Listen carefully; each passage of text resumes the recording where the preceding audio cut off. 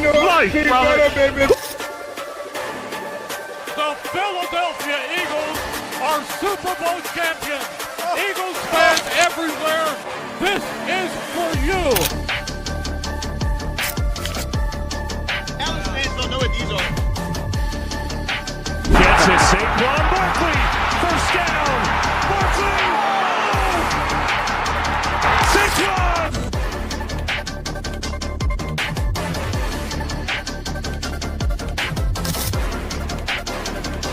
E-A-G-L-E-S-E.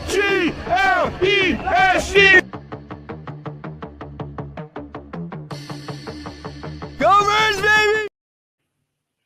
Welcome back to another episode of 302 Birds. Obviously, you can see my man Mooney here is all dressed up. Tonight is a very you look very special nice night. too, as well. I'm just saying. Come on. I always look nice though. Oh, always. Anyway, it's a very special night. We have our Midseason Awards coming to you tonight. But first, we have to talk about Week 10. We have to talk about Week 11, but Week 10, the crazy games. Man, was it a wild weekend of football. Week 11, we got some great matchups on the way. And then, like we said, we got the Midseason Awards coming right at you, and they are going to be good. But first, we have a special guest coming from the brand new 302 Bird show. Should be premiering within the next couple of weeks.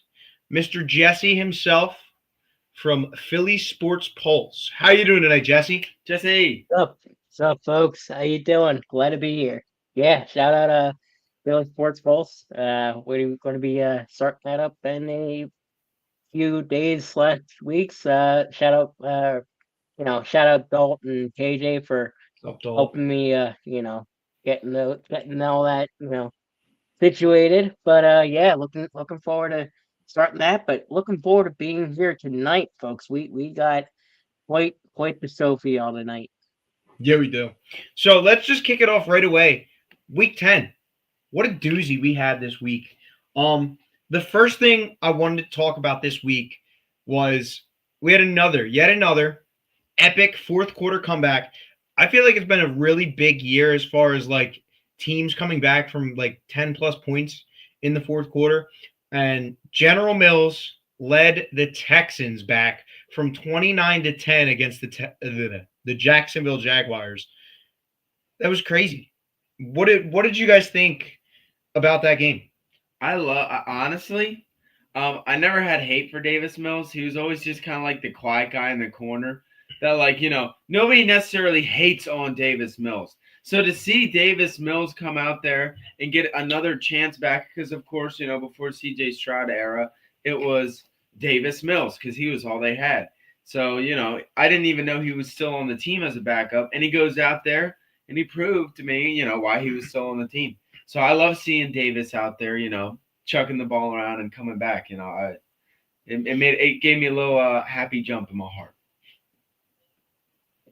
I mean, at least for me, I love it. I'm a Penn State guy myself, so to see the original starting quarterback of the Texans, CJ Stroud, fail, as a former Ohio State Buckeye, you just absolutely love to see that.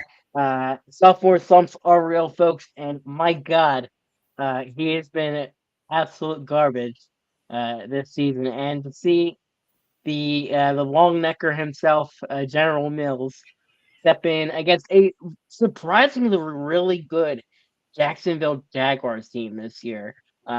They've been really good with the number 1 overall pick.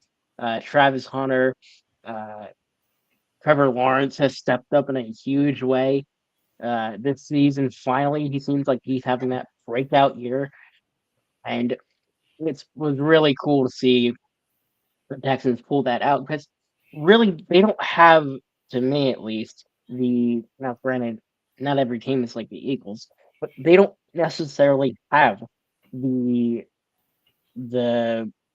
defensive depth and the greatest wide receiver core in the world to me to throw up 36 points. But heck, we saw it on Sunday, and it looks like the Texans they finally got some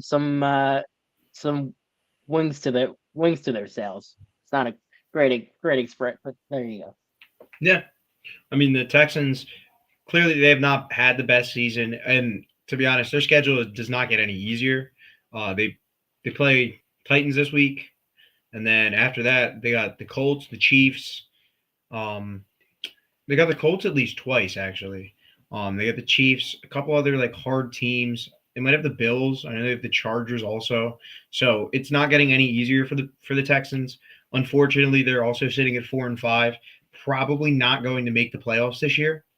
But I think it's very good just to see anytime you can beat a divisional opponent. Like clearly, that's a good game because I don't I don't I don't root for the AFC South, so I don't know like what the rivalries are really, but I know whether it's the Giants, the Commanders, or the Cowboys, if we don't win, I am so gonna be like upset if when we lost a couple weeks ago on Thursday Night Football, man, it crushed me.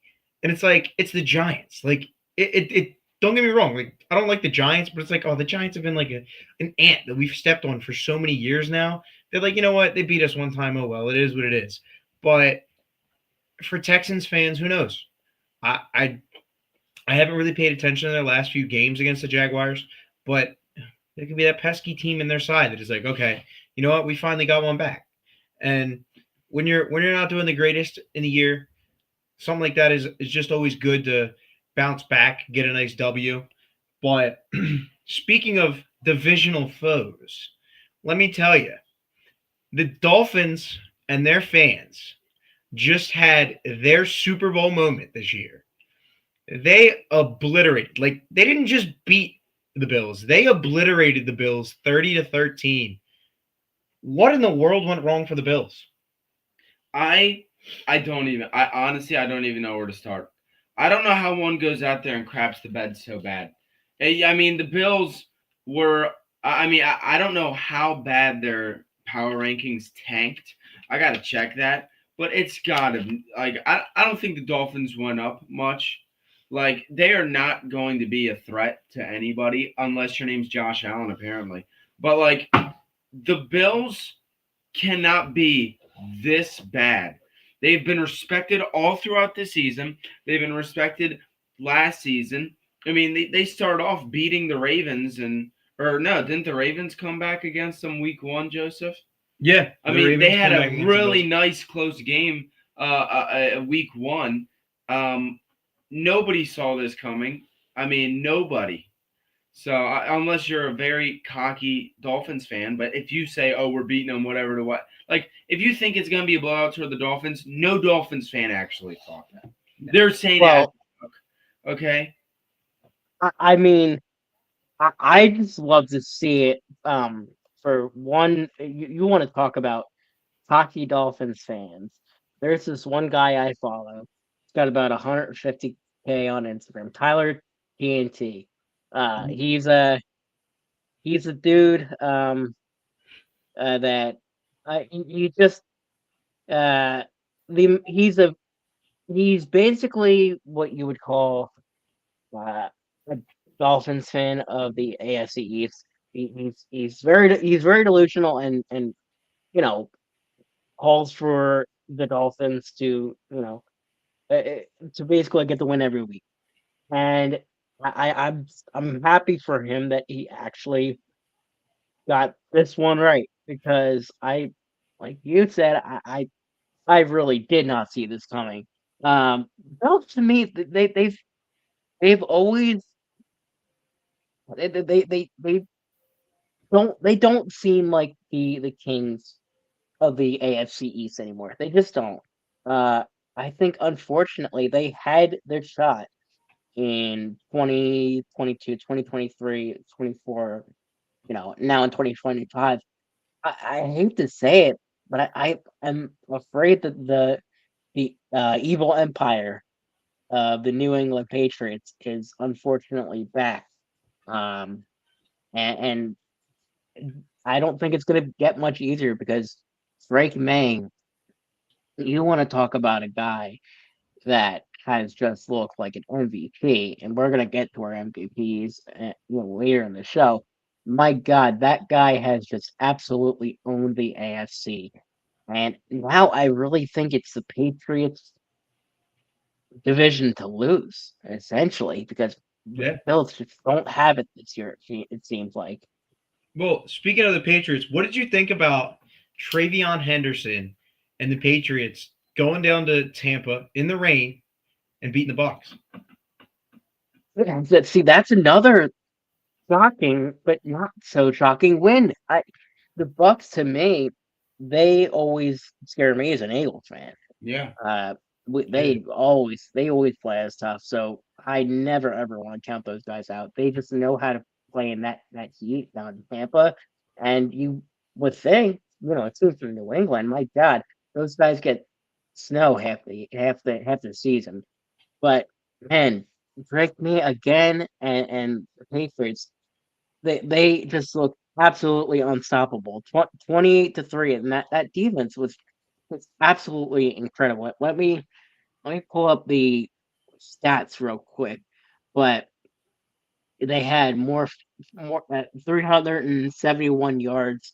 Um, or no, excuse me. They had um 435 yards. Um, Drake May had 269 passing yards. Like that. That is just that's gonna get it done. Um, they the Patriots did have a turnover, but in the end, it really didn't matter much. And then the Bucks, uh, they really couldn't get much done on rushing. They had about 113, uh, just barely 100 rushing yards, on the game. With a No, I wouldn't say their running game is the strong suit. I would say it's the wide receiver core, but they really haven't had a healthy wide receiver core with Mike Evans out a couple of games this year. But Yeah. overall, I just really, really impressive for the Patriots. Now 8-2, coming Shout out off. Eagles legend Mac Hollins. 106 receiving yards on Oh, Sunday. man. Yeah, yeah, and now I mean they're scheduled for the next couple of games. That's pretty darn easy. So the wins might keep on coming. The Jets, yes, they just did get that win against the Browns. But that was a disgusting win, and I think that says more about the Browns and the Jets. Then Was they the got the thankful. Bengals, then the Giants, who just fired Dable. Like these next 3 games for the Patriots, they're so easy. So I think these wins are just going to keep stacking up. Mm-hmm. What about you? Did you see that game at all? Okay. The the Patriots and the Buccaneers? No, I mean, I knew it was kind of a blowout week. I didn't get to see that game in particular. I saw a few good runs from Trayvon Henderson, their running back, which, I mean, we know he has it in him, but it was nice to see that because he hasn't had as much traction as he was expected to have. But, so it was nice to see that he has a little more in him. And, no, we just had a big blowout week. So many teams blowing out so many teams. A lot of unexpected twists and turns. So that game in particular, I didn't get to sit down and watch, but boy, was it a crazy week in total. Give us your initial thoughts about last night's Monday night snooze fest. Look, okay, if you were sitting down as a fan and you're sitting on your couch, you're just looking for a football game. You're not a Packers fan, not an Eagles fan. You might be rooting for the Packers, might be rooting for the Birds, but you're just sitting down to watch that good old Monday Night Football. That must have been a terrible night for you because, I mean, you've got to be drifting off. Anybody who wasn't a fan of one of the two teams did not enjoy the game. I loved the game. Eagles fans with me that I have spoken to, it was an enjoyable defensive game to watch. It was both defenses looked really nice, and I don't think it was necessarily that the offenses looked sloppy. I mean, they did have their moments, of course, and that happens in almost every game. There's a few moments where that's a sloppy offense right there, but they did overall. Both offenses didn't look very sloppy at all. It just seemed like the defense was just overpowering the offense at almost every single time. So I enjoyed watching it from a defensive standpoint. A few good fumbles here and there, a few jolts on defense, the Jalen Carter, blocking the pass, stuff like that. Seeing Jalen Phillips go out there and have, that kid's numbers. I have to pull him up, but he's had a heck of a debut. So, I got you there. Just to add on to Jalen Phillips' point, my God, Howie Roseman does it again. His first game as an Eagle, 8 pressures, 7 hurries, a QB hit, 6 total tackles, 5 stops, a 4th fumble, and of course a fumble recovery. We had the what was it? It was Jalen Hunt. He helped. I remember Jalen Hunt got to Jordan Love at one point. The big early sack. Yes, and that was all Jalen Phillips. And I mean, just Howie Roseman does it again. And we saw, and Elliott Shore Parks pointed this out the other night, that yes, in 2024, one of the biggest reasons why the Eagles did win, majority of their games was because of Saquon, but a lot of it was because of that front defense. Late in games, they came in and just stopped any sort of momentum any of these offenses came at us with.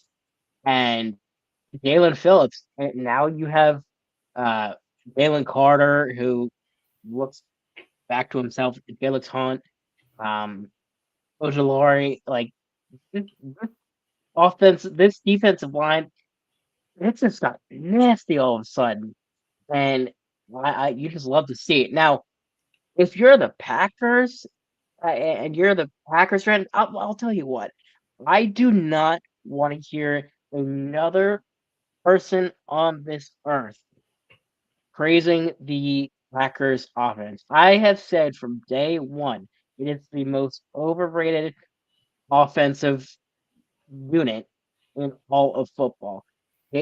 Gordon Love is not it. They do not have a certified wide receiver 1.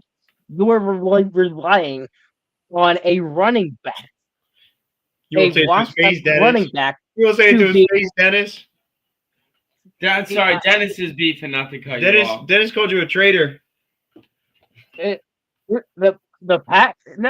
Packers suck. The Packers offense sucks. There is no ifs, ands, or buts. You rely on Josh Jacobs as your main weapon on that. That is That is not a winning formula. It's just not. It's just not. And the Packers, after the Micah Parsons thing, or even before that, they had the opportunity to go nuts in this offseason. Oh yeah. Because the Lions weren't gonna get any worse anytime soon. Chicago's on the rise, so you have to build. You have to keep up with some of these teams. And now you're losing the NFC North to the damn Bears. Like, come on. Oh my God. I don't even.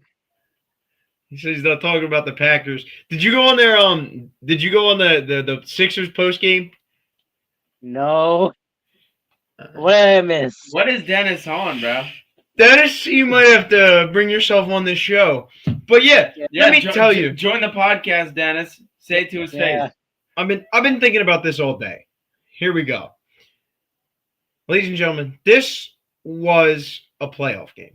And I want to start off by saying this. Yeah. I want to start off by saying every single one of you, and I'm going to call out somebody from our 302 Birds Network. Oh no. Broad Street Sports, dude. I love you, bro. Ryan, I love you.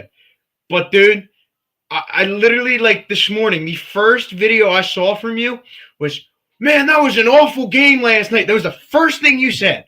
Dude, I saw that. I saw that too. Yeah, no. Dude, it's like, and he's not the only one. There were so many other, like, Eagles fans on the radio, all that. I do not care. I'm sorry. We came off a bye week. We had not played for 15 days. Okay? The Carolina Panthers just embarrassed the Packers last week. So you knew we were getting their best. We're the defending Super Bowl champions. We are getting every team's best. Like it or not, the Packers are a decent team. They made the playoffs last year. They have a good defense. They really do. They made the playoffs and they got their butts whooped. Hey, but they made it. That's the thing all that matters. Is that they are a threat. No matter no matter what, the Packers are a threat on one level or another. Maybe not to the Birds, but to see us win either way, it was a disgusting game to watch. Exactly. It was disgusting. Yeah, it was hard to watch at times, but when it got late, the Eagles went up 10-0. You almost got that sense of like, okay, we got this. And you know what? They scored a touchdown, the Packers did. But, dude, they couldn't do anything all night long. Yeah, the Packers garbage time touchdown I've ever exactly. And the Packers defense, don't get me wrong, the Packers defense was doing good, but if Jalen Hurts doesn't overthrow Grant Calcaterra, there's another touchdown on the board. And if Jalen Hurts doesn't fumble going down, he was about this close from elbow hitting the ground. I don't think this game is as close as everybody thinks. So, yeah, the Packers are good, but at the same time, the Eagles are a lot better. And I don't think that a 10-7 score really is going to dictate. Like, in my opinion, I woke up this morning and I said, we won last night. Nice. We're the top seed in the division, top seed in the NFC. Like, nobody can mess with us right now. Yeah, we're going to get everybody's best. We're the Super Bowl champions. But the Philadelphia Eagles right now are the team to beat in the NFC. There's nobody else that's going – there's nobody else that's going to challenge us right now. Nobody. Who you got? The Rams? We beat them. The Buccaneers? We beat them. The Packers? We beat them. The Giants? The Giants? We beat them. Eventually. Yeah. It took us 2 tries, but we beat them. Like, Seahawks. the Chiefs, we beat them. The Seahawks, don't get me started with the Seahawks because their defense is good, but Sam Darnold, Sam Darnold would have done the same thing Jordan Love did last night. You get the pressure in his face, Sam Darnold will crumble, and I guarantee it. I guarantee you that. I will tell you that right now. I almost want to make that my bold take that, like, whenever we see the Seahawks in the playoffs, because we probably will, it'll be like a divisional round. Just mark that on your calendars. Divisional round, Eagles, Seahawks. I'm calling it now. So remember this. What's this? Episode 12 of Under the Wing, Season 1, Episode 12. Joey calls Seattle Seahawks in Philadelphia, divisional round, number 1 seeded Eagles, playing the number 3 seed or number 4 seeded, we'll say, Seahawks. But anyway, I really think that I don't think there's a team that can stack up with us. Yeah, the Rams look good. Yeah, whatever. And while we're on the topic, Jair Alexander, you suck, dude. You suck. I was excited about that trade too. But I mean, I guess if you've had no production, so I don't know. Is there any other news on that? Because he's stepping back. He's stepping away. But it's like, how in the world are you gonna go? I mean, you play defense. You saw how our defense performed. He knows that he will have a spot on that defense. And we are legitimate playoff or Super Bowl contenders. So I don't understand as a player, this has to be something going on in his personal life because it can't be through a professional lens that he looks at what he sees and he looks at the team around him and he looks at, the excitement of somebody like Jalen Phillips to be able to come here. And he sees all this and goes, hey, man, I'm going to have to step back. So I just don't understand how it happens. Like the same sort of thing happened a couple weeks ago with Zedarius. So I don't get it. True. I really don't. So I think with Zedarius Smith, I would like to say Hugh Douglas on the radio made a kind of decent point that he might have been doing things that he probably wasn't supposed to be doing as a professional athlete. Drugs. And yeah, and he was going to fail a test and said, you know what, I'll just retire. Now, so what Jake Glazer said, I want to highlight, he said he wants to focus on getting himself right physically and mentally before deciding on his future. And this is Jair we're speaking about here. Jair Alexander. I think this is a little bit more of just because what we just saw happen with the Cowboys player. His name is slipping my mind. Rest in peace to him. Prayers out to his family.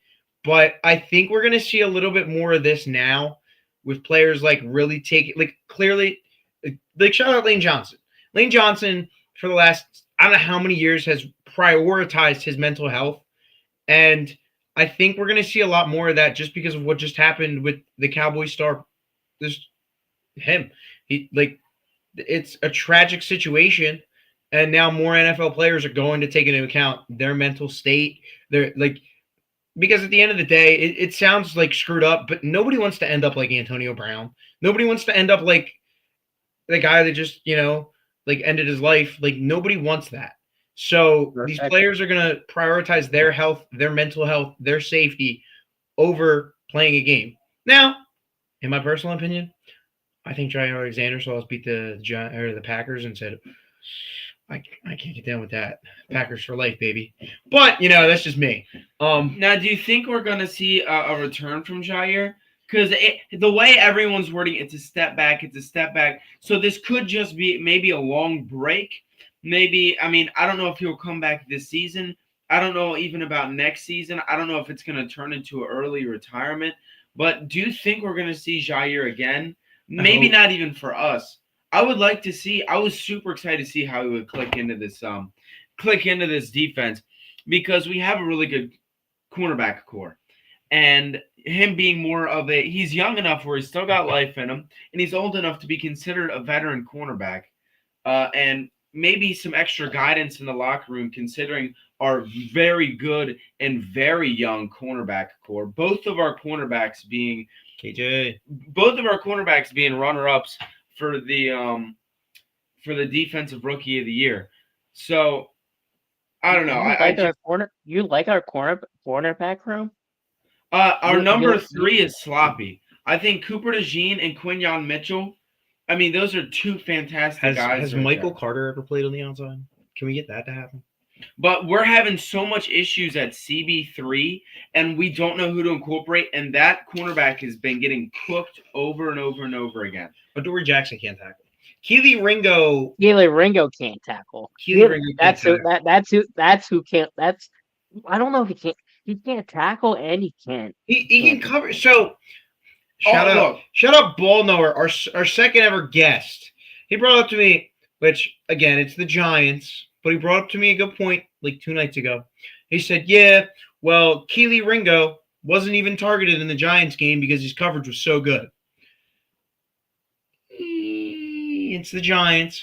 But if we could see some type of improvement out of one of those two, it would be massive, especially with this announcement from Jair Alexander. Yeah. Yes, KJ, Adoree Jackson does stink. He is trash. Here's the thing. Right when you start hating on whoever they have running CB3, they go out there and they make a beautiful defensive stop, and then they just crap the bed. When are we getting Jacorian Bennett back? I am waiting for Jacorian Bennett. That's who I'm excited to see. We saw a few really nice plays from him in the preseason, and he disappeared.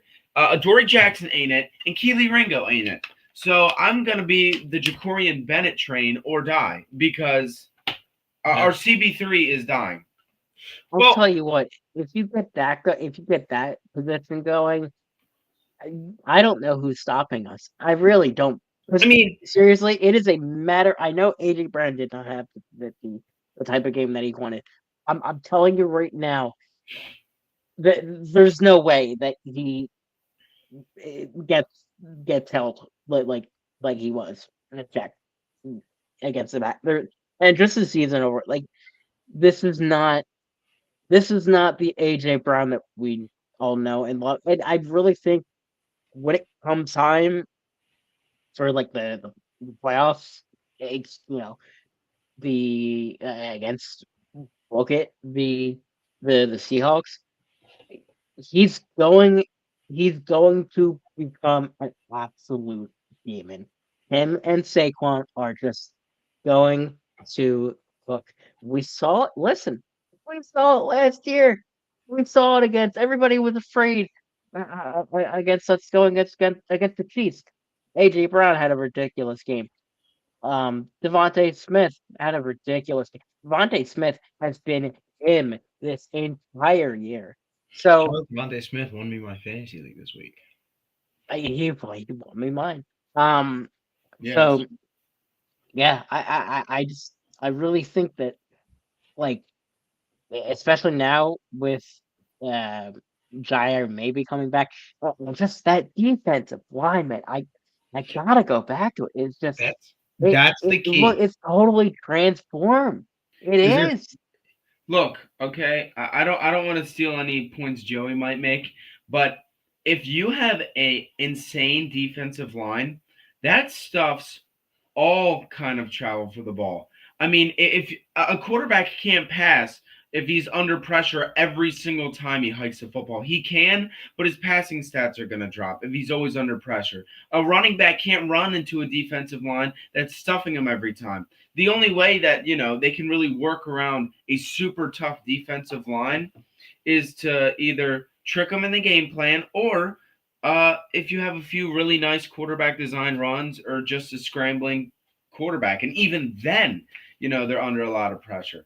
So, I mean, a strong defensive line can change an entire defense as is. Yeah, exactly. That's pretty much what I was going to say. Oh, my bad. Well, it's almost like the 2017 team when you look at it. Like, their defensive line was so good.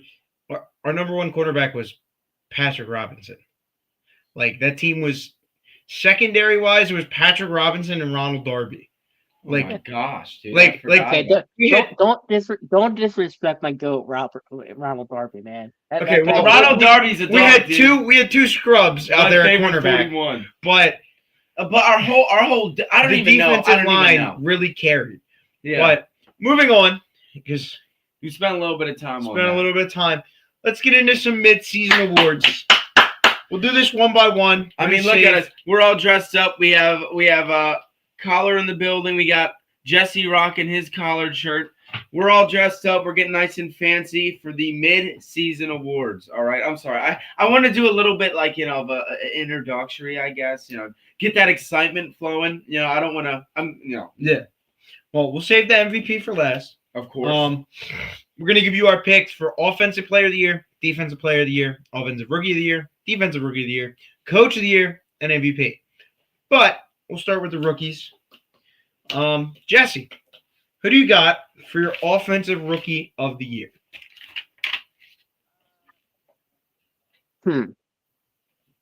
I was gonna say Travis Hunter. But he's been hurt.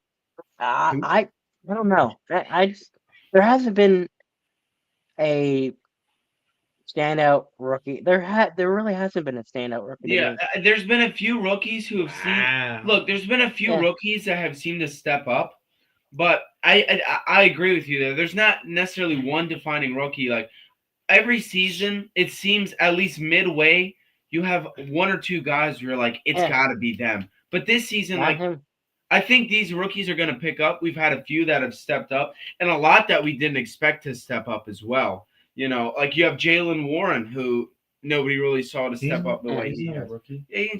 Tyler Warren, I think is what I meant to say. Yeah. Tyler Warren. Is that your Rookie of the Year? No, that's not my Rookie of the Year. Who's your Rookie of the Year? My Rookie of the Year, look, I was thinking about running Ashton Genty, okay? If it wasn't for an injury, it would have been Cam Scatterbo. If they're going for flash and they're kind of, scuffing the awards, maybe Jackson Dart. But me personally, I think Emeka Egbuka. I hate you. Look. Stats don't lie. Somebody cheated and looked at my list. Oh, really? This is the mid-season awards, okay? Egbuka has stepped up. Nobody really saw it coming I mean, I didn't see it coming. Out of the good wide receivers in the draft, this cat is stepping up being number one. He stepped up during the injury of Mike Evans. He stepped up for Baker Mayfield. And any person who snagged him in fantasy football is kissing his feet right now. So, I mean, I think he's the best we got. I mean, maybe neck and neck with him and Ashton Genty. Genty is a little bit of I'm not going to say a letdown because he's definitely picking up more traction. But this is the midseason awards, okay? So I'm going to say Ibuka. Okay. Who do you have? So Joseph? I also have Ibuka, and this is why. No other rookie has done what he's done. He like you're sitting here like, oh, well, all these rookies are no, they're not. They're not. Okay, Jackson Dart sucks. Well, no, he's good, but yeah, okay, yeah. Listen, we hate the Giants, but Jackson Dart is the only reason that he's that good, franchise but is they still lose. irrelevant.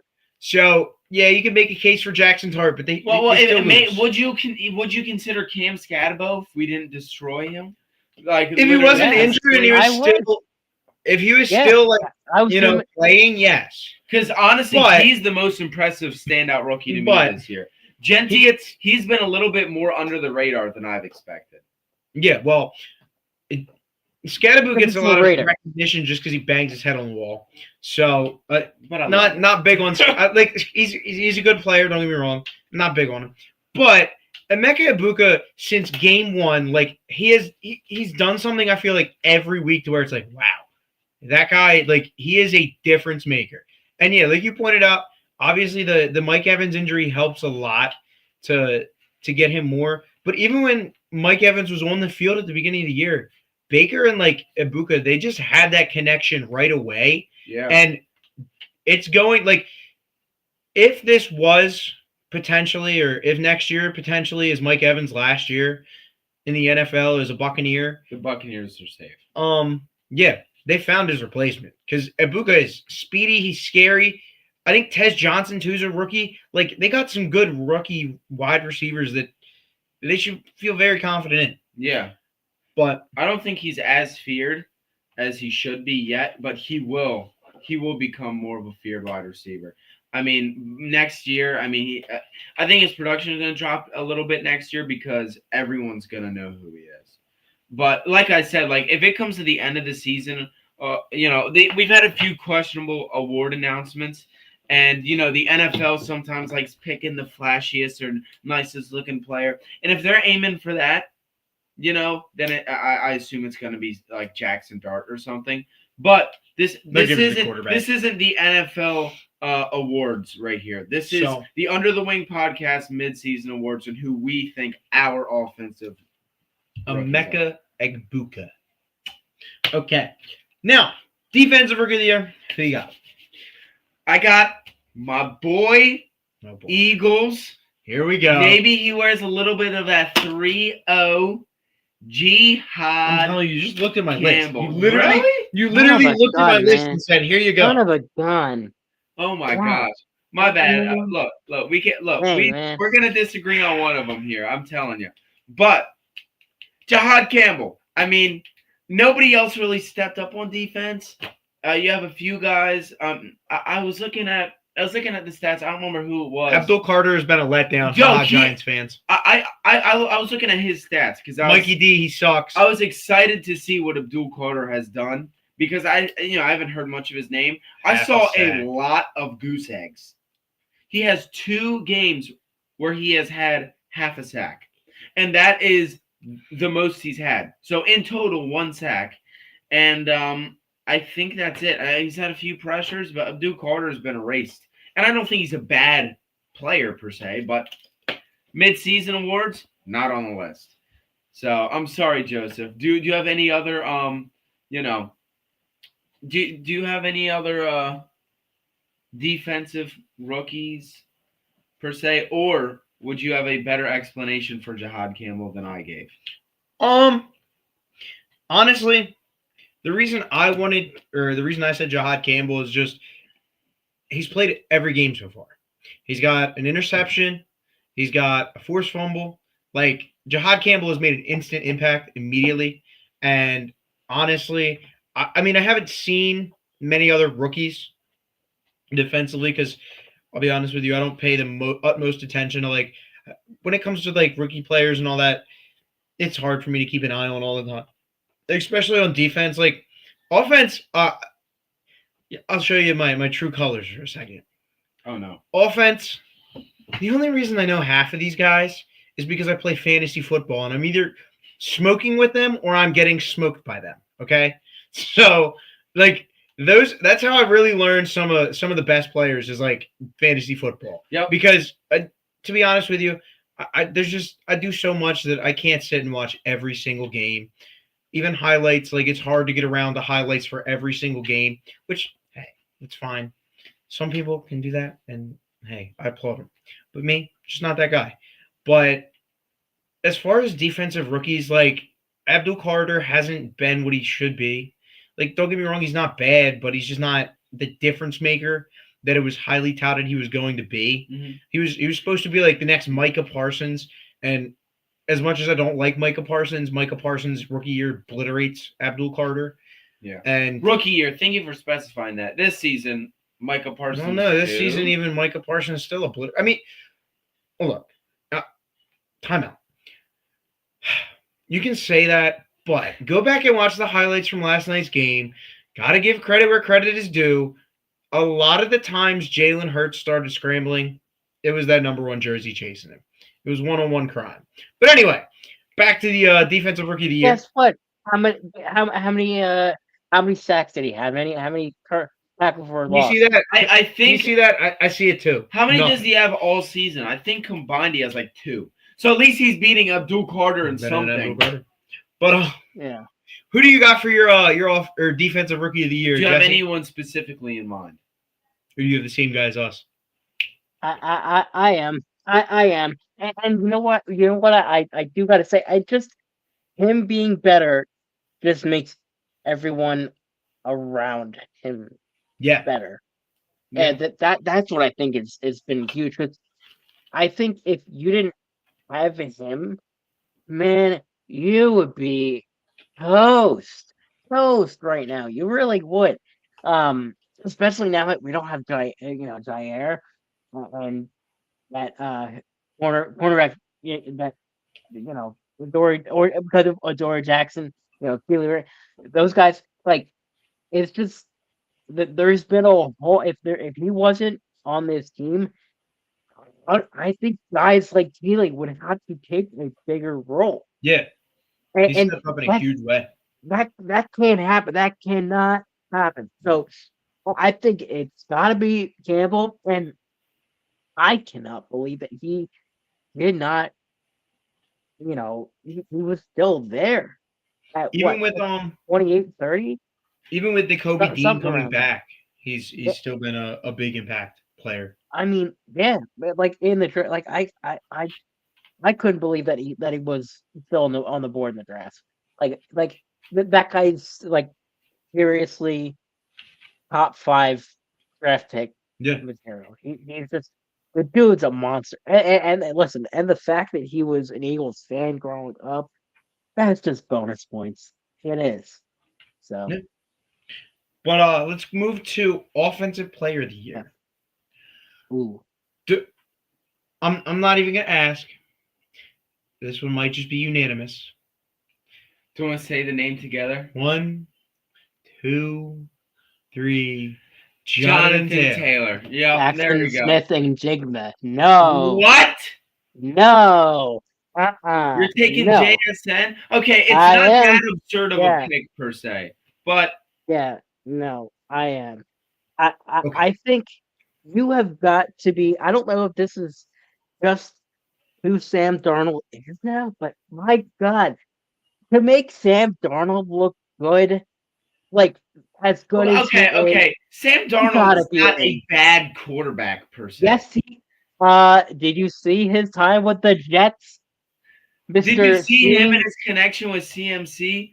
I mean, like you put a bad quarterback in a bad situation, and they're not going to look good because they don't have any weapons.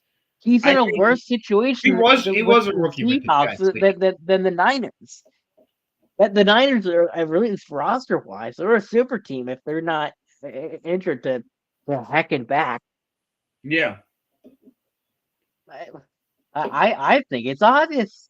Let me pull up Jackson's stats real quick. Yeah, while you pull those up, let me read you off Jonathan Taylor stats. 1,139 total yards, 15 touchdowns, 10 games in. So 15 touchdowns. He's averaging like 1.5 touchdowns a game. But not only that, Cooking. that means he's on track to break the NFL record for touchdowns in a season. I think the record is around 21, 23 touchdowns. I hope. Well, Okay, as long as he doesn't break Saquon's total yard record. That would stink. Right after Saquon steps up, he steps up. I give you with Njigma 1,041 yards and about 20 yards to carry. How many touchdowns? I genuinely don't know. I'm not trying to get you on a gotcha here because I know JSN has been a dog. 5 touchdowns. Look, that's the difference maker between I think if he had like 10, 12, or even maybe 9, like it would be a lot tighter for me in my head because I was debating between JSN, but I mean, I didn't even hear separation that. I didn't see the touchdown stat until just now. I was looking he just reminds me of Devontae Smith. He's on that. He's got hops, bro. He's got hops. Your Penn and State I love guys. Really disappointed in you picking that Ohio State guy. Wasn't I just trashing CJ at the start of the show? I listen. I gotta call a spade a spade. He's been good. CJ Stroud was not. This guy is. Yeah. I'm calling a spade a spade. All right. I mean that's fair. That's not an absurd take per se, but I think with JT having 15 touchdowns week 9, that's unbelievable. I mean, he's pushing, destroying. They have a good offensive line. I've never. We can't use that excuse because we used it last year for Saquon. Can't use that excuse. No, I didn't use. I wasn't even here. I wasn't even a part of 302. No, see, we're not allowed to use that excuse we learned last year, Eagles fans. Well, no, see, that's what everybody else used last year, and so, in against that, we're saying no, it's not just the offensive line, it's the running back. He's a great player because, that whole argument's stupid. Like, just tell that to your GM. Tell that to your GM. Yeah, you're not you guys don't have Howie Roseman. Yeah, true. Too bad. Too bad. I love Howie. He's the GOAT, man. And I like that. That's why I'm so glad that he got Jalen Phillips, man. He knows when the team has a problem, and he goes out there. I wish that Dave Dombrowski learned. Talking with the Phillies, I wish that Dave Dombrowski was watching some of the moves, and I'm sure he does. But yeah, he should be learning. Let's bring back Harrison Bader, man. Well, if you saw his Instagram post today, I know. Heartbroken. Heartbroken, Jesse. Oh my God. Yeah. But defensive player of the year, who you got? Defensive player of the year? Probably got the same as me. Okay. Give me your name. Now, I want you to announce yours first because mine is different from yours. I just peeked down at your list to make sure. All right, well then give me yours. Okay. Brian Burns, defensive player of the year. The Giant Brian Burns. Ew. Now I've seen who you have if you to announce him, and we can go back and forth on this. Who do you got real quick, Jesse? I got Myles Garrett. That's I what do. Yep, Myles Garrett. Okay. I came prepared for this, by the way. Myles Garrett's a dominating force. He always has been. We know this. Did Brian Burns get 5 sacks in the game? Didn't think so. Look, game Brian over. Burns, Thank you, Myles Garrett. Look, Brian Burns has 11 sacks, tied with Myles Garrett, and he leads in almost every other statistic this year. 34 tackles. Look. 34. Brian Burns has 2 forced fumbles. Myles Garrett does have 1. Brian Burns has 31 tackles. I'm pretty sure Garrett. Did I say Garrett Wilson? Myles Garrett has, I think, around 23. 16 assisted tackles and of course 11 sacks. He's got, excuse me, 17 17 for a loss. tackles. Mhm. Yeah. So I think Brian Burns, almost every stat is beating Garrett Wilson. I will definitively take Brian Burns here. He is not as much as a dominating force as Myles Garrett. Smoking the pipe. Look, dude. Mooner tonight. Look, dude. Look at the team he has around him. Look at the team. Look at the team. Look at the team. Look at the team. Okay, look at the team. My man's Myles Garrett is on the Browns. Okay, he's on the Browns. Look at the team he's got around him. Yeah. Dude, who do Okay. you think has a better defense around him? I understand. Who do I think? Okay, so the Okay, Giants you're- have one of the best young DTs. Okay. I So get that. he's got Dexter Lawrence. So that means he's getting one-on-one matchups right Yep. there. Yeah. All right. So Myles Garrett doesn't have anybody worth anything on his defensive line. Okay. So right there, that should tell you all you need to know is Myles Garrett has literally been doing this, is doing this, and has been doing this. Whereas this year, Brian Burns gets to line up against, it's almost like like Jalen Smith and Nolan, like Jalen Carter and Nolan Smith. Jalen Carter eats up a double team. Nolan Smith on that same side, just right past the tackle every time. It's Myles Garrett has to eat through double teams. He has to get it's just he's different. He's a different player. If you put this, he you is got? this generation's J.J. Watt. exactly, he's just a different breed of he athlete. is. But if you look at stat to stat, I mean, this is the Midseason Awards. I mean, this isn't last season's awards or who has the biggest ego awards. Because frankly, I don't even think Myles Garrett should have won. Did Myles Garrett win last year? I'm fairly certain. Defensive Him or player? TJ Watt. I don't think he should have. He's had a few years where I'm like, why is he defensive player of the year? He's good. Because he's the best. I know, but I mean, He's not good. He's the elite. year that he beat out TJ Watt was unbelievable. I remember sitting at home with my hands up. I have no hate toward Myles Garrett. I love the guy. Okay. Sounds like somebody's salty he didn't get traded to the Eagles. No. Okay. I'll take my defensive line how it is. This is why 94 WIP sucks. There was some sort of convention, and they started screaming at him. Oh, it's like come inside, come and get Philly. He saw that, and he's like, "All right, I want to deal with these bums every single day. Yeah. I'm staying in Cleveland where they're all loyal, Yeah, but look, I gotta say, I mean that's an excellent point per se, but Brian Burns is somebody who I wouldn't say has the talent of Myles Garrett, but I think he deserves any love that's coming to him for this season.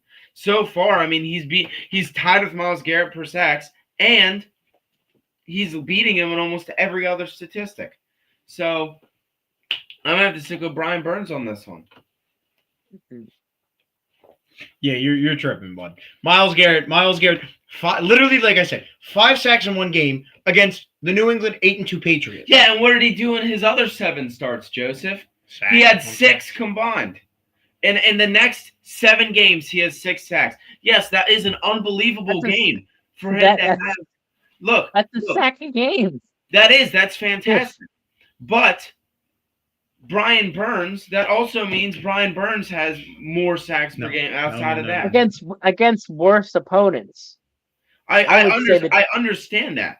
Exactly. But you got to give credit where it's due. I think Brian Burns has had a fantastic season. I think he's worthy of being in this conversation. You guys are. He can be in the conversation. Look, you guys not getting the award. You guys are disavowing me so quickly at the moment I speak the name of Brian Burns, at least specifically him. You're not disavowing me, but it's like he has to be in this conversation. When you are beating Myles Garrett's stats, you have to be in the conversation. I don't care what the situation is. I don't care if Myles Garrett's getting triple teamed every day. If you're beating his stats, bro? If you're beating his stats, you have to be in the conversation for defensive player of the year. You heard that, right? Okay. So you just said you don't care if Myles Garrett is getting triple teamed. So I said he has to be in the conversation. That's fine. He can be in the conversation, but he is not. He is not. But He's not the defensive let's look player at this of the from year. a wide Giving me receiver standpoint. hypotheticals. Who do you think has been a better wide receiver for the Eagles this year, Devonta Smith or A.J. Brown? Devontae Smith. Exactly. But Why not? Why not? Why? Because You don't think there's more coverage on A.J. Brown? there is. That's what I was getting to. I was going to say every time AJ Brown goes and runs a route, he's always got a safety over top of him. So they're leaving a one-on-one more so with Devontae Smith. Yes. And who do you think's a better player, Devonta Smith or A.J. Brown? That's different. You can't compare that though. But you know, They're two different- A.J. Brown's better than Devonta Smith. I see what you're trying to do. I see what you're trying to do. And I'll give it to you. I'll give you your props. I give it to you. But it's two different. Like it's two different things there. Like number one, they're two different skill sets of receiver. Like AJ Brown is just a pure brute. Like he's gonna get the ball, he's gonna run you over. Devontae Smith is a route running master. Like he's going to shake you out of your shoes. But getting back to like, yes, they double team AJ Brown because yes, he's such a threat. But at the same time, Devontae Smith is proving every week that he is the same deep threat. Now, Brian Burns is benefiting, almost like Josh Sweat last year, is benefiting from having that top-tier elite defensive tackle that's eating up double teams that he can just, he's got a one-on-one with a tackle. Do you think Devonta Smith isn't benefiting off of having A.J. Brown in his lineup? Look me in the eyes and tell me that. He is, but at the same time, Jalen hasn't even really been throwing it A.J. Brown's way. He's been throwing it straight to Devonta Smith. But what you're telling me is that because of the stats, Devonta Smith has had a better season than A.J. Brown this year. That's definitive. Even when they have the same stats, with the same sacks. What I'm trying to tell you is when they have the same amount of sacks. And he's leading in almost every other stat. There is 2 stats where I think Myles Garrett hasn't beaten. Pull the numbers up right now. I mean, look, I get it. And I understand he's getting double teamed. But it goes back to my A.J. Brown, Devonta Smith point. Okay? I mean, this season, Brian Burns has had better stats, at least during the midseason awards, than Myles Garrett.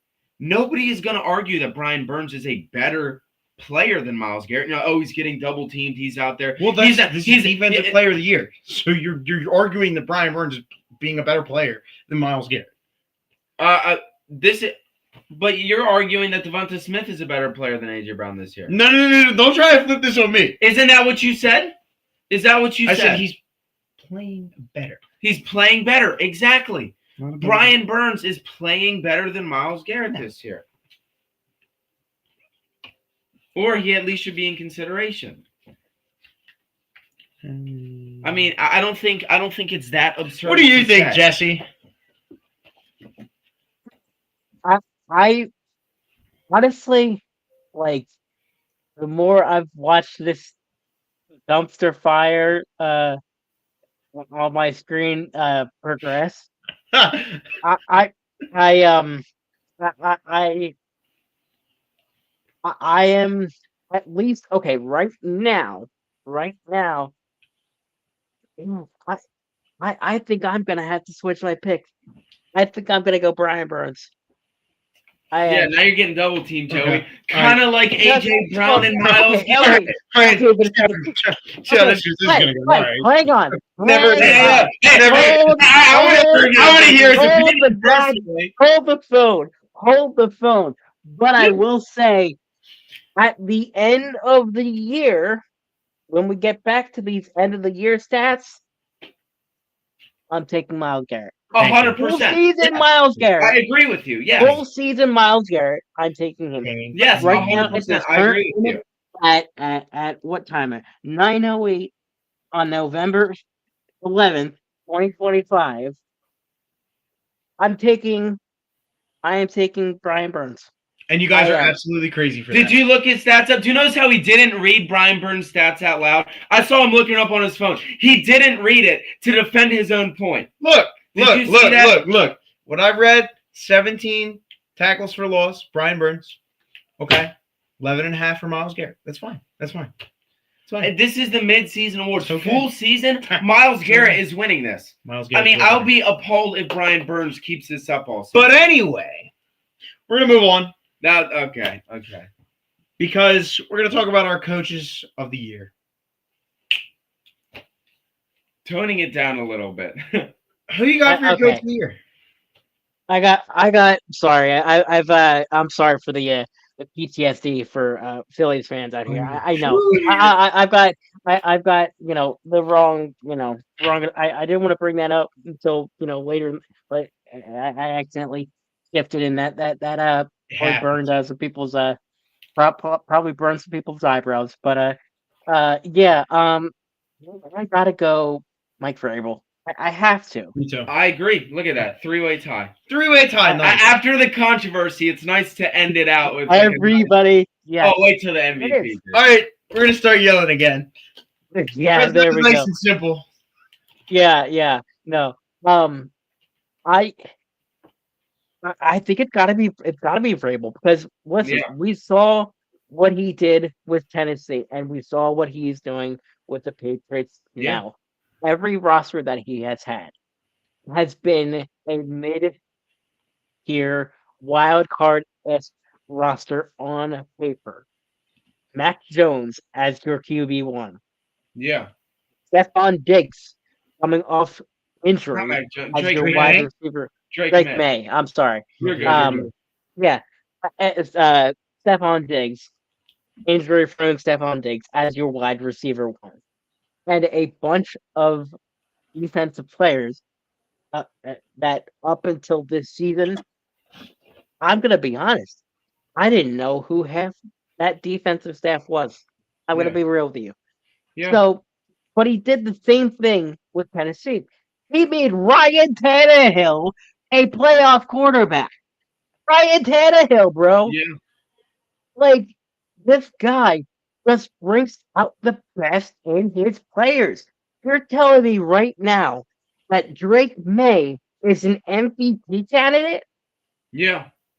Like, bro, that is just it's mind-boggling to me. But I would rather no other coach. If I'll tell you right now, if the Eagles had like Vrabel right now, I will tell you what, there would be none of this firing Kevin Patullo trap. There would be none of this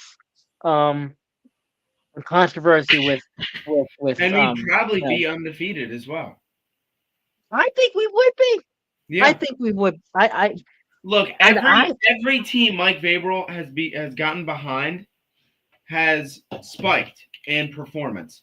It doesn't matter. I mean, it doesn't matter what you say, what you see. When he gets behind a team, he leads it well. He'll take mediocre teams and make them look good. And there's only so much you can do with the talent you have. And I think he maximizes that. I think he takes the talent he has, even if it's mediocre talent, and he maximizes it, and he gets, a good season, So I think he is perfect in the Patriots organization. I think he's doing fantastic there. And I agree with the both of you. That Mike Vrabel, it's not even close in my book. Yeah, he's going to run away with it. But let's move on to our MVPs. Jesse, we'll start with you again. Who you got for MVP? JSN. No, I'm just kidding. No. I'm just kidding. No. People are going to call me an Eagles homer after this. Do it. But I'm going there. Jalen Hurts. Yeah. There you go. You win. All right. He is. Show over. Perfect. Show's over. Yeah. No. I am sorry. I know he had a fumbling problem this year. But you cannot tell me that if he did not have a banged up now, and I might even add bad O-line at some points. Cough, tooth, cough. Oh my God. Who's the guy that came in earlier in the year for Lane when he was hurt? Fred Johnson should have been Matt Pryor. My God, yeah. I have not seen a worse offensive lineman on this side of the Mississippi. The crap that he has to deal with at that line position is just absolutely garbage. And I went into this point earlier, but I gotta say it right now. For those that say, yeah, no, I tell you this: get a better GM, get a better GM, and put the talent around these guys, and then talk to me. I mean, really, with all the drama that's been going on too, the way he's composed himself and just kept his team winning too, I can get behind that. Obviously, He had a purpose before he had an opinion. Exactly. What about you? Who's your MVP? Look, I gotta be honest. I was really tight on this MVP pick, and I'm not saying I changed my answer because I saw Joey's booklet. Yep, he changed his answer. But I changed my answer. Look, I saw who you had written down. I'm not going to say his name because I was really close. But Just going to say his name now. hate me. Dak Prescott? I would have never have thought that I'd be saying this here today. Oh no! Mid-season MVP. No, I know where you're going with The it. man, No, the myth. no. He's not a legend, okay, but he is for the Colts. Daniel Dimes, dude. Oh, okay. I thought you were really gonna go off the deep end and say Dak Prescott. Oh my God. No, I'm not gay. Okay, I'm not. No. Okay, all right. Wow. But anyway, Breaking news. you, my Bro friend, is not gay. But anyway, Look, considering what he's had, I understand. Has he gotten hard carried by JT? Maybe. That might be a bit of an argument. But come on, Danny Dimes. I mean, he's looking better than Josh Allen this season. No. You know. He is okay. That is a valid take. That is a valid take. Jesse's my boy. Dude, listen. he's pulling Josh up his Allen stats this right now. season. Josh Allen this season is 2021 Carson Wentz. Ooh. let me remind you, fellas, what happened a week ago. Because clearly we forgot. Okay. Daniel Jones played a real defense in the Pittsburgh Steelers. And That is sure, not a- Daniel Jones had 342 passing yards. Ooh. Oh, okay. But he that's all I only need. threw That's good. one yeah, touchdown, just 3 interceptions. Oh, and he fumbled twice. Look, So no. look, those 5 Daniel turnovers weren't his Jones, fault. They weren't his 5 fault. turnovers in one game is not your MVP. Come on, it was one smuff game, That's dude. That's Come like on. last year. That's like last year when everybody was like, "Oh, Jared Goff's the MVP," and then he went down to Houston, threw 4 interceptions or 5 interceptions, and you never heard about it again. That's what needs to happen with Daniel Jones. No. When Jonathan Taylor has no, 3 touchdowns a game, No. it's not. Jonathan Taylor is more of your MVP than Daniel Jones. But anyway, Come on. my MVP. wait a minute. You're giving a running back an MVP? No, I'm not going to give it. No. I'm not going to give it to him because Saquon Barkley should have won it last year. And if Saquon can't win it, Jonathan Taylor can't win it. The Okay, end of story. so- My MVP, as of right now, It's who I was. it's Matthew Stafford. What?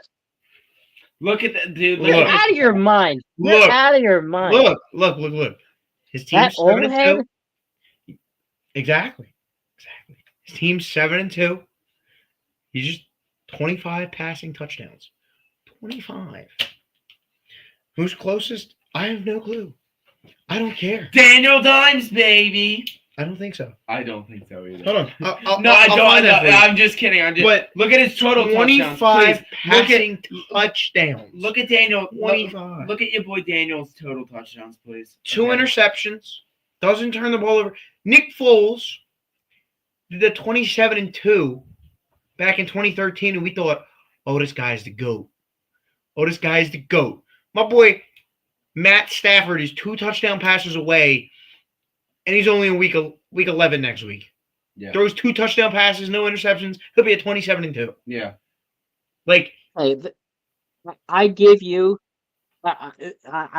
a barely winning week 1, 14-9 14-9 victory against the Texans, where he had uh, total uh, total total passing yards of 150. 150 passing yards Jared against Goff the is the next Texans. closest quarterback with 20 passing touchdowns. But it's Jared Goff. He is smoking the competition. Look, who does Daniel Jones have to pass the ball to? Michael Pittman Jr., Josh Downs, Tyler Warren, Who? Okay, Tyler Cooper Warren. Cup. Cooper. No, he's Cooper Seahawks, Kupp's on the right? Seahawks. That's Sam Darnold. Uh, Sam Darnold also could make a case, dark horse MVP candidate. But for the sake of Of time. sakeness, Or sakeness. This is going to be my second guess. we do have to kind of come to a mutual 2 out of 3 agreement here, because that's what I've been doing, so we can give you guys our official awards. So we can raise our hands if we would like for Jalen Hurts. Who anyone feeling Jalen Hurts over Danny Dimes, over Matthew Stafford? No. Danny Dimes the GOAT, dude. I'm telling. No, I was kidding. So are you voting for? Who are you voting for, Larry? Are you going to vote for Stafford? Look, I told Dimes you before my or Hurts? pick, it was neck and neck. You know, Jalen Hurts never going to get the respect he deserves, and I think he did. He has done fantastic, but Stafford does have the stats. I mean, he's been leading his offense well. He's always been a good He's always been a good leader. Stats aside, he's been a great leader, much like Jalen Hurts. But I gotta say, if I have to choose between Hurts and Stafford, I think Stafford is Midseason Awards. Stafford has won so far. All right. you guys are fake Eagles fans. That's just, Yeah, that's 20. just what it is. Look, if I personally can't root for myself, I won't pick my own guy. I would pick Jalen Hurts, but at this point in time, I'm Matthew switching. Stafford. Jalen Hurts. Come on, switch yours. Switch yours. Fine. You know what? Jalen Hurts. Yeah! Jalen Hurts, baby. Okay. So here it is.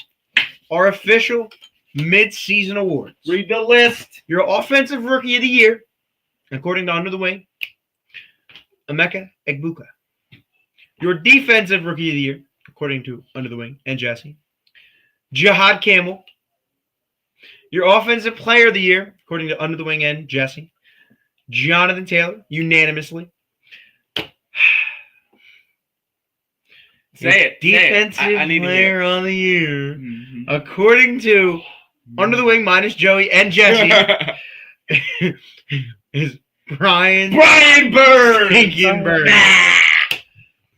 Coach of the year, unanimously, Under the Wing and Jesse, Mike Vrabel.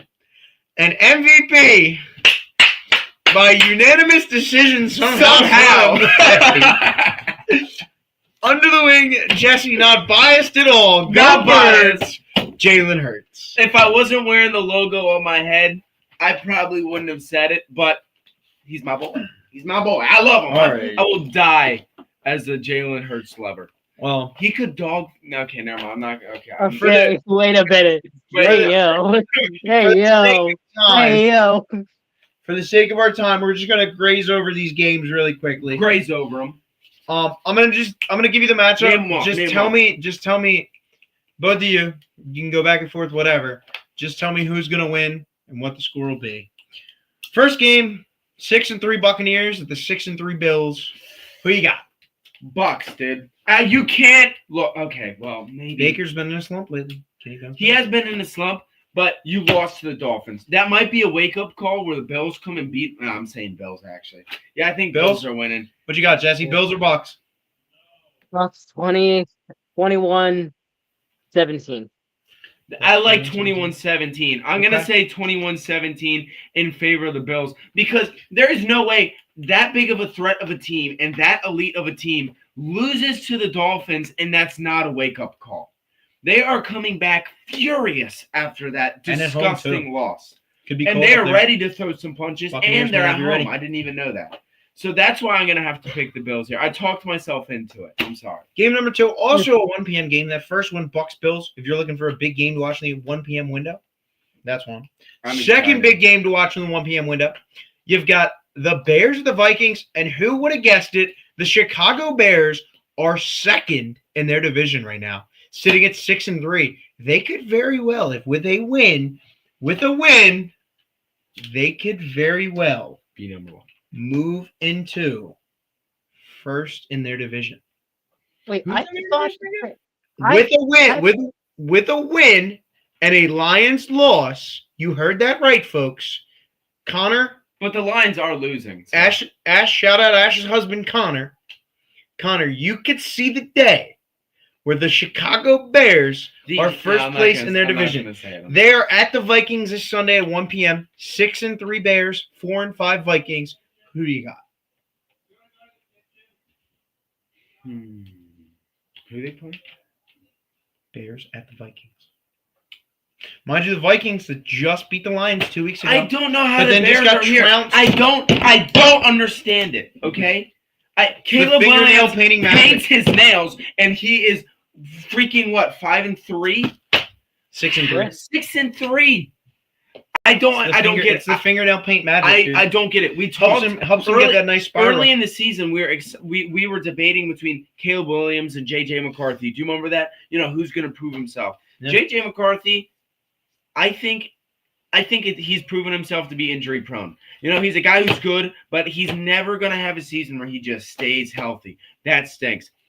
Caleb Williams, I don't like him, dude. But he's been looking good. The Bears, look, I don't know how, but they're 6-3 for a reason. I think they're going to come out on top against the Vikings. What about you, Jesse?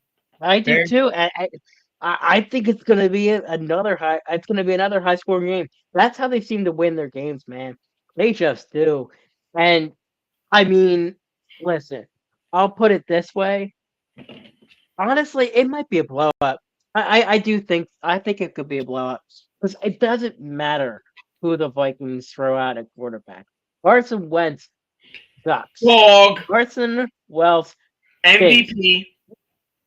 JJ McCarthy Get out. sucks. Yeah, no.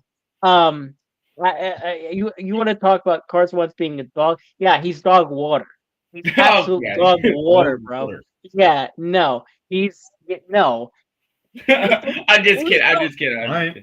We saw how he played against the Eagles. He single-handedly won that game for the Eagles, man. So yeah, no. I take the Bears all day long. Okay. And honestly, I think they put up 40 again. Wow. Oh wow. All right. Well, the first game in the late window, it's a big one. 4:05 kickoff time. 7-2 Seattle Seahawks at the 7-2 LA Rams. Big time NFC West divisional matchup. This has more than just divisional matchup implications. This has playoff implications. This is going to be a good one. Two high-flying offenses coming in. What do you got for me, boys? Maybe I'm gonna say this is gonna be like some unexpected BS game. 10-7 game. Look. We were expecting the Eagles-Packers game to be like 38-35 or something ridiculous. This is gonna be one of those games where everyone's like, it's gonna be high scoring. It's gonna be high scoring, and then they're gonna go out there and it's gonna be like 17-14 or 17-12 or something ridiculous. You know what I mean? Or some mid-scoring. I'm not sure that's tight because the Seahawks have a fire under them for some reason. On paper, the Rams win this every single day. But my same argument come on. On paper, dude. Look at the Rams team. You have Puka Nacua. Sam you have Darnold Kyrie and the Williams. power of friendship, bro. Look, Sam Darnold and the power of friendship. I don't know. You pressure Sam Darnold, it might not be the power of friendship no more. And that's a lot of pressure on Sam Darnold during that game. Matthew Stafford can handle pressure, and that's going to be a big game. I think, Matthew Stafford, the Rams defense, they get the job done, I guess. I think the Seahawks might win in the defensive department, even though both defenses are kind of okay. But I think I'm going to have to take the Rams on this. I like Sam Darnold. I have a signed Sam Darnold helmet back there that's ready for it's signed. Look, it's signed by Sam Darnold and Christian McCaffrey, and it's a full size Panthers helmet for the winner of my fantasy football league. But I don't hate Sam Darnold. I don't think he's as bad as people act like he is. But Stafford can win big, and he's got a lot of big players. So I gotta take the Rams. You both taking the Rams, or you taking the Seahawks, Jesse? No, Ooh. I'm taking the Seahawks. I'm taking my offensive player of the year in Jackson Smith and Jigma. Okay. I'm taking Sam Darnold and the power of friendship. I That's am, fair. and that Legion of Boom magic. Although, there's not much Legion of Boom these days.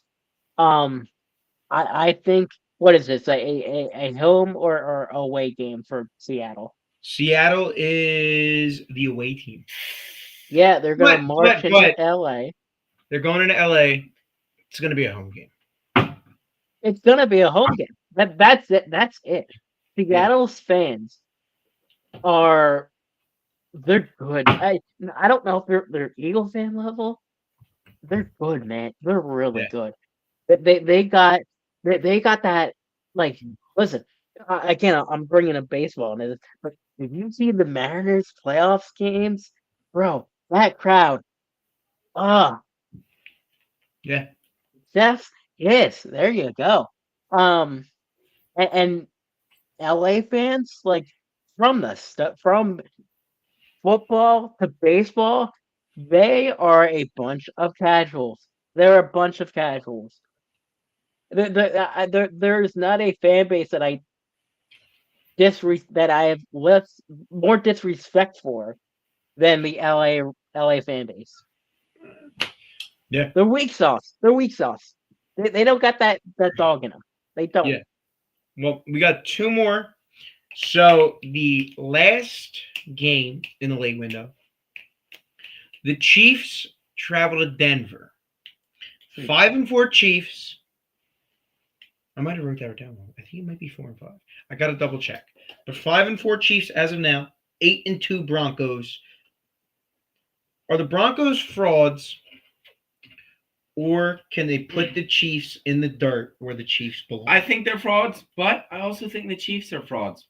I'm taking Broncos, and not because I'm a Nope, 5-4 Chiefs. and not because I think the Chiefs are necessarily a bad team, but it's because I hate the Chiefs, and I am not going to say that Mahomes is winning it. I would love to stand here and be like, Mahomes is washed, and he's not going to do it, which honestly, he's cooking this season, but he's 5-4, so frick you, Patrick Mahomes. And I'm starting Bo Nix in fantasy football this week. So Broncos are losing. Broncos, yeah, I know. Every time I start him, he's done nothing. Who do you think's winning, Single Jesse? digits. Unfortunately, I got the Chiefs. Yeah, And I say this with all the hate in my heart. I do. It's gonna be some BS win. It is. yeah, Like, yeah. it's they got screwed last time they played the Broncos last year, if you remember correctly. And it's gonna happen again to the Broncos. I feel bad for the Broncos, man. They have to deal with this prep every single year, twice, because they're in the division for 2 or 3 counts, and it's just insane, man.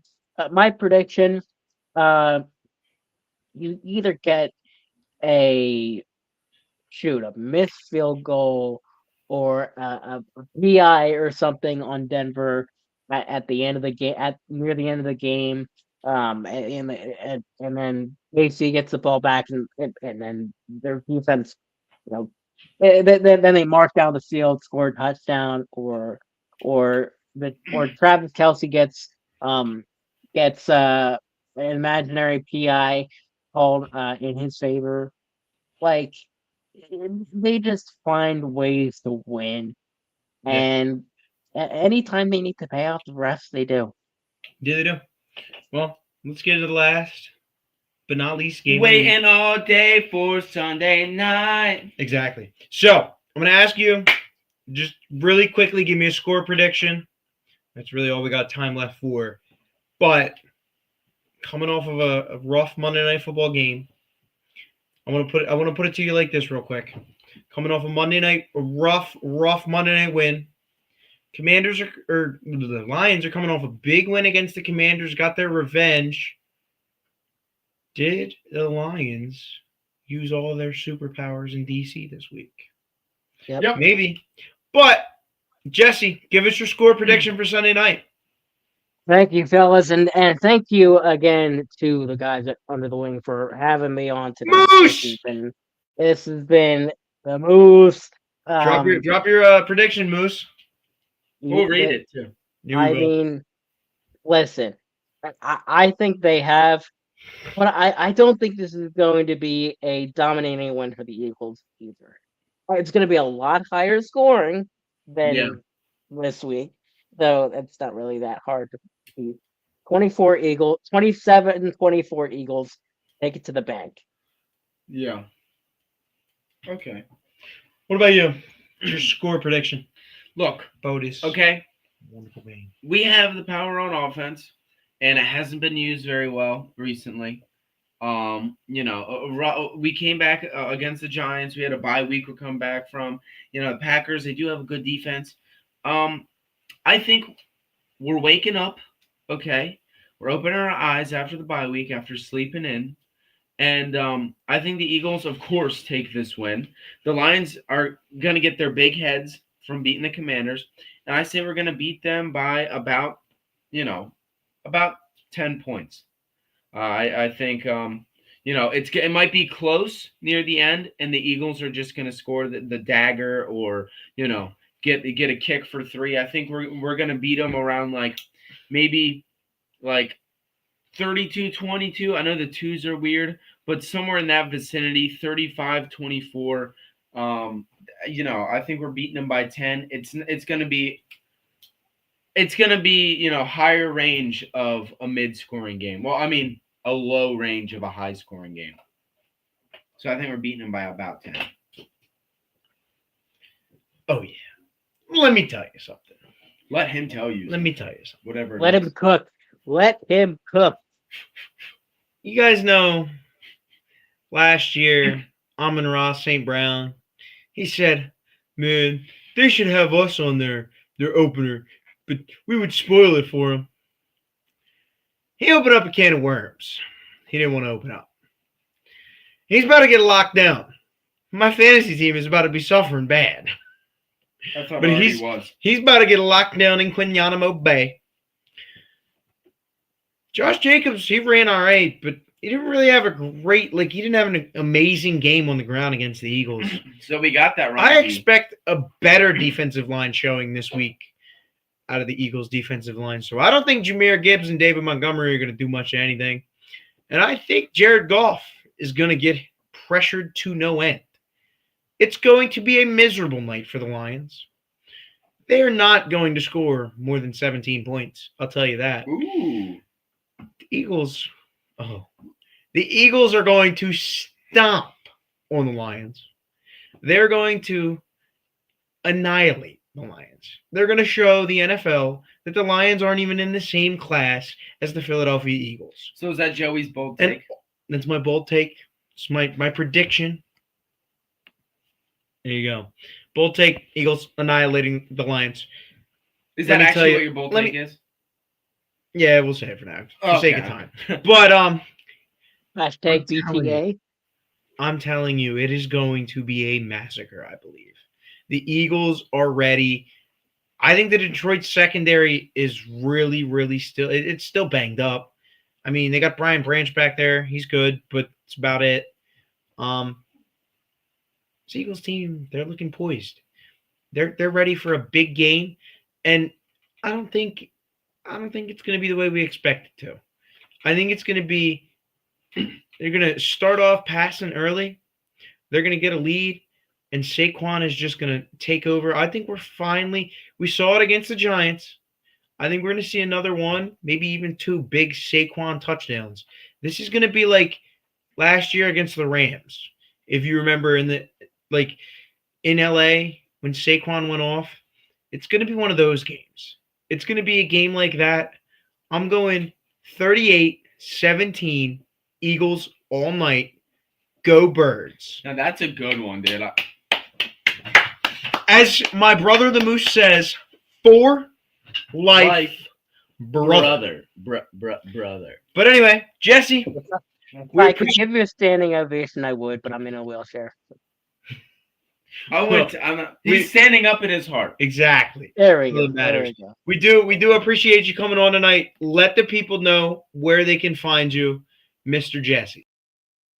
Yes. So I am going to be a co-host of the Philly Sports Pulse show coming up. We are trying to make it Thursday nights, but you can follow Philly Sports Pulse on Instagram at Philly Sports Pulse.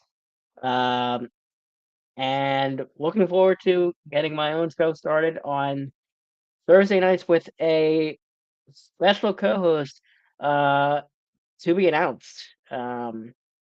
So yeah, looking forward to that, and I appreciate you guys for having me on. I had a blast, and oh, I gotta say, man, to end the show out, go Birds. Go Birds. baby. Yeah, we definitely appreciate having you on. Definitely, like you said, check out Philly Sports Pulse when they go live. We'll definitely have to have you on again. But thank you for coming on tonight. Just to wrap it up, guys. Tonight, right now, Sixers are playing. Last I saw, I'll give you one quick update if I can. I'm gonna fill some dead space here while he looks for it. 61-59 in the third. About 5:30 to go left in the third. So the Sixers are winning by 2 points tonight. Dennis and KJ are coming live at you with the Sixers post-game show. Be here for that. Please show them some love. Tomorrow night, 302 Birds main show. They're going to break down the Eagles-Packers game even more. They're going to look forward to this upcoming Eagles-Lions game. Then Phillies free agency, Flyers, Sixers, all that stuff, all that good stuff right here tomorrow night, 8:05. But other than that, guys, go Birds. God bless. We're going to annihilate the Lions on Sunday. And next Tuesday, right here, I'm going to tell you, told you so. But you guys have a great night. Yes, sir. This is for you.